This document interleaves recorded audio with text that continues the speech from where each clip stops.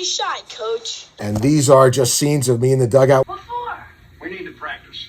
We took him out. This is actually the North Valley League Bears baseball hat. And this is these are actually a bunch of candids from the film shoot. Me and Walter Matthiau. I started on a soap opera when I was about 5 years old. A soap opera called Love of Life that was on CBS. And then one day, an audition for a movie called Bad News Bears was what I was going into the city for. Shut up, Tanner.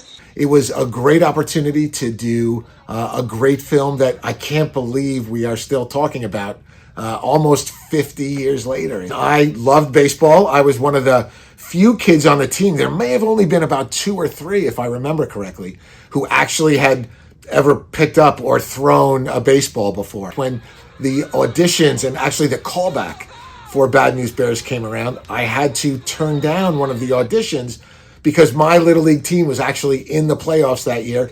So I have a feeling the producers may have really liked that, and they knew that I was the real deal. You know, one of my favorite ones of these pictures are these 2 pictures right here, because these 2 pictures are pictures of my character, Toby Whitewood, at bat in the first movie, which technically never happened.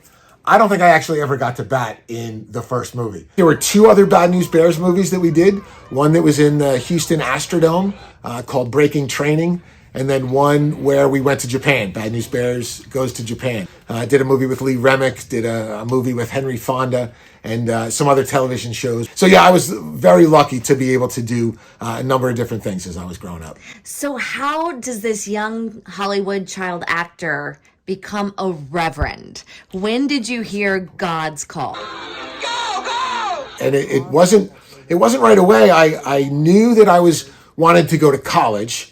And so you start becoming a little weird looking during your teenage years anyway, right? So I'd kind of gotten away from it, did a little bit in high school, but then I went to 4 years of college. And so it just wasn't really something that I felt that strongly about pursuing.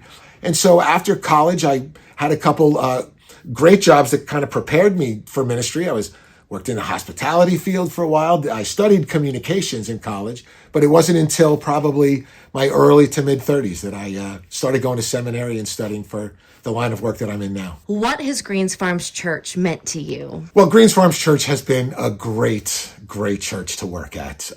Greens Farms welcomed me with open arms when my wife and I moved back to the East Coast after being back in Hollywood at a church for a number of years.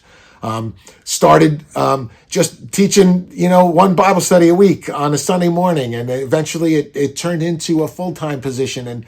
And after being in this line of work for now almost 25 years, I didn't actually get ordained until right here at Greens Farms Church. And so this is a very special place, and everybody who's in the audience tonight watching knows how special it is if you're from Greens Farm Church. And if you're not from Greens Farms Church, let me look right into the camera and say, why don't you come down to Greens Farms Church and try it out if you're from town, because it's a wonderful place, a wonderful opportunity for a community, a wonderful place for learning about the life of faith, and a wonderful place to serve others. I think it's fascinating that in your career you've gone from bad news to good news. What is your life's biggest lesson? One of my good friends here at Greens Farms Church, a gentleman by the name of Steve Parrish, actually gave me this quote from a baseball player. He says,